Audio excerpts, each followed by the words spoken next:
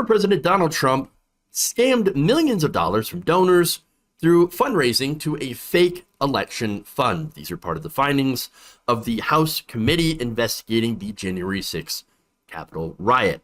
They claimed that Trump's presidential campaign had raised $250 million from his supporters by telling them the money would be used to fight against voter fraud, and that the campaign had known, and this is backed up by a lot of the testimony that we had seen from Trump aides around him, telling him that, hey, we know that that the election was not stolen. We don't have any evidence of voter fraud.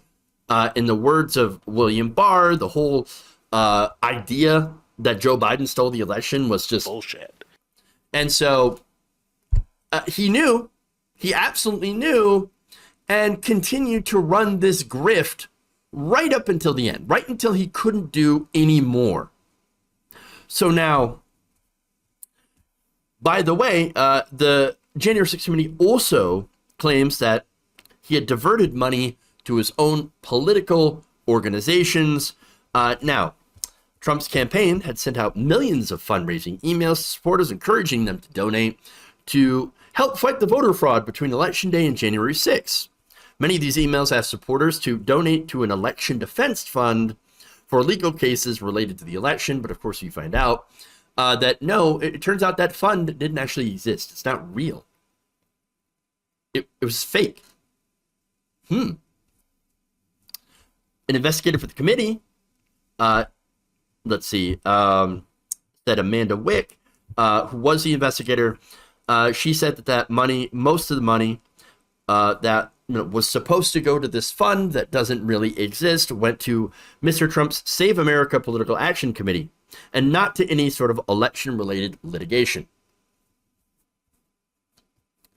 The evidence, she says, highlights how the Trump campaign pushed false election claims to fundraise, telling supporters that it would be used to fight voter fraud that did not exist. The Trump campaign knew these claims of voter fraud were false, yet they continued to barrage small dollar donors with emails encouraging them to donate to something called the Official Election Defense Fund. The select committee discovered that no such fund existed. It was fake, not real. It was a fairy tale, just like the massive amounts of so-called voter fraud. And look, none of us here watching this are surprised. Why should we be? This is Trump. Now, remember, this is a guy that ran a fake university, as well as a charity that went and bought a portrait of himself with donor money. A $10,000 portrait of himself, by the way. Donald Trump, I don't understand why more people don't realize that he's the biggest con man of the century. I mean, I don't think I've seen anybody run more scams than the Trump family. How do people not understand this? How do people not get it? It's incredibly obvious. And yet, people still gave him $250 million. $250 million. Now, look, to be a right-winger in this modern Republican Party, to be a Trump supporter specifically, well, they have to think you're pretty stupid, right? And in their defense, you would continue to be proving them right if you continue to give money to Trump. But it also shows something more important here. And it shows you how little people like Trump actually think about their own voters. How much they think about you. How little they think about you. Now, look, there's a lot of disdain from the left. And it's pretty open towards right-wingers. We know that. We're honest about how sometimes stupid and backwards y'all seem to be. A lot of you, at least. But hey, we're also honest about it. We'll tell you how we feel. But we also have this naive belief, maybe it's naive, I don't know, that we can fix them. We can fix conservatives. We can make them into progressives. If they just knew the truth. And I don't know, again, it seems slightly naive, but I'm going to keep trying. Because at the end of the day, I still believe that you can cure ignorance with knowledge. that you can solve prejudice by expanding your horizons. And we've seen plenty of examples of that happening before. People, getting to know people who are different and realizing, oh, you know what? It turns out that person, that trans person isn't after my children. That trans person just wants to live their life. That gay person, not a predator. That liberal, not trying to go out there and take all my money and send it to Venezuela or something or whatever. No, we're just trying to live our lives. And we're trying to make the country better for everyone else.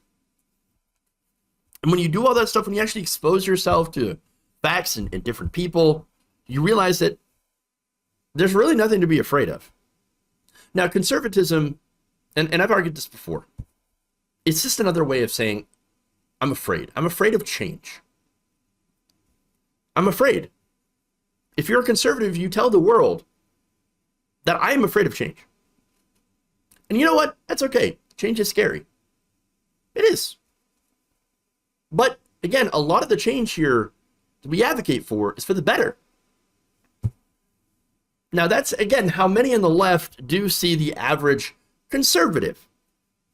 But here's the thing. Right-wing leadership, and I mean your politicians, your so-called thought leaders, grifters, what they see in you is a mark. What they see is dollar signs, somebody to be exploited very easily. And look, politicians, again, all these people are the elites. The billionaires are the elites. And what you are to them is just a sucker they can get money from. That's it. That's it. Now, again, Democratic politicians, oftentimes, they're the same way. We can agree on that. They're also the elites. They're also the elites. And very few of them, I could count maybe a handful of Democrats that actually will, represent the average person. But here's the thing, the difference here as well. Corporate Democrats, instead of seeing their voters as morons, as Republicans see their own voters, no, the Democrats, they hate their base. Oh, they hate it. See, they constantly condescend to them, lie to them, gaslight them, and tell them, oh, we can't do things that you actually want us to do that's actually going to help your life, because, that's going to harm our donors. And they don't actually say that part. They get all upset when you point out that there are donors. And again, donors that apply and give to both parties. Again, because both parties are incredibly corrupt. And it's because of the system that we have of money in politics, where you have corporations that are able to buy our politicians so incredibly easily and cheaply.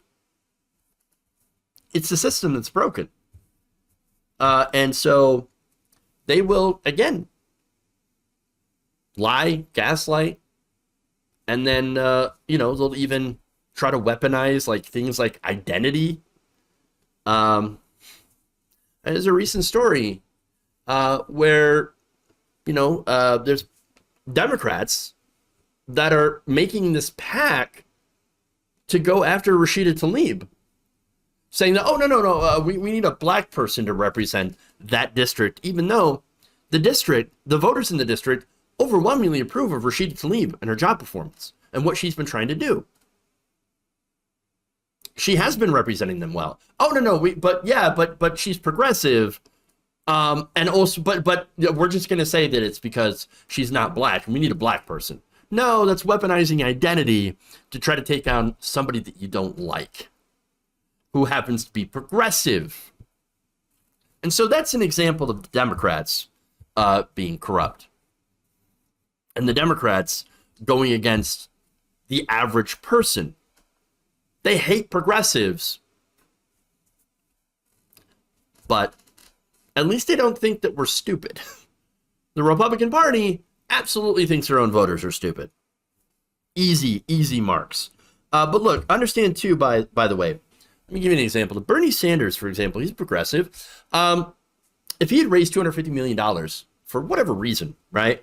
election challenges on perhaps behalf of progressives, or trying to raise money to give to progressives to help them in their races, right? And if he had said that and raised all this money and then didn't give it to any of them, just pocketed the money, you know what would happen? The left would be outraged.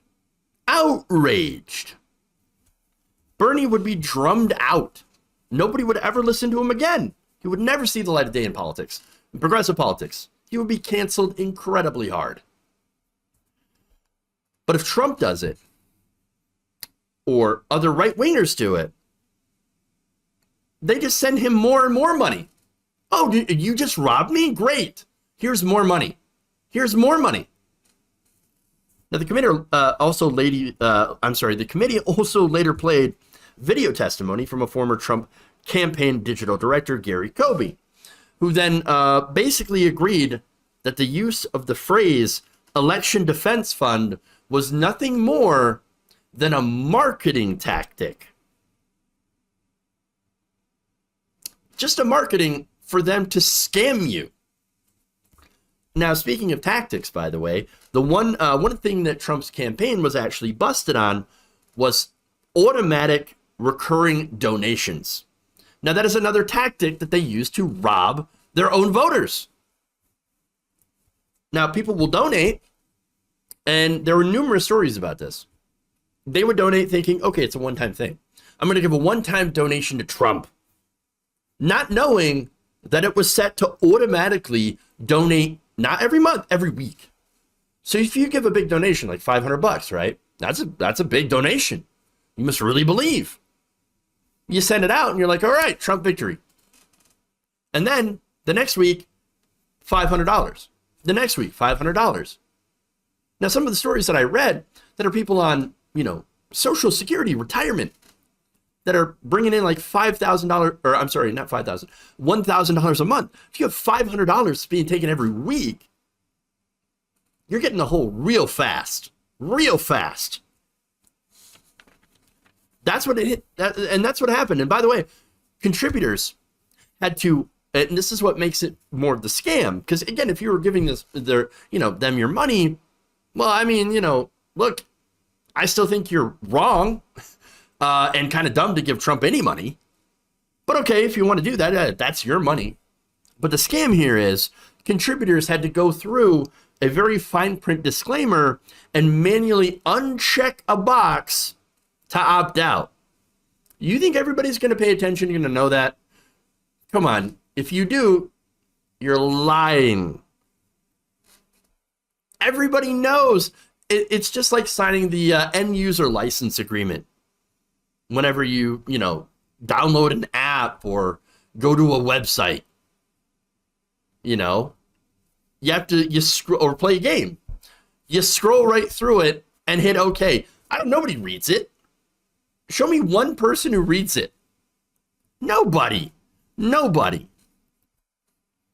So again, it's kind of the same situation. You think everybody's going to know that you have to manually opt out? No.